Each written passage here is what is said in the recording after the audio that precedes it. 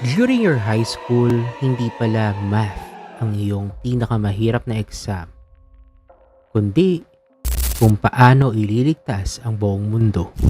Yung akala nyo ordinaryong mga high school students lang sila, pero ito nga meron silang isang grupo o isang club na nag-iimbestiga ng mga paranormal activities.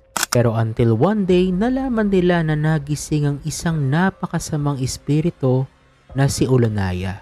Si Ulanaya ay isang elemental spirit na kumukuha ng lakas sa takot, galit, inggit at negatibong emosyon ng mga tao. At kaya nga rin ni Ulanaya na mag-shape-shift sa iba't ibang mga elemento. So this movie is called Spirit Warriors na pinalabas noong year 2000. Pero ang tanong, nagapi kaya ng mga estudyante si Ulanaya? O nagapi nga ba talaga nila? Nais ko ba siyang makita? Malayo ba yun?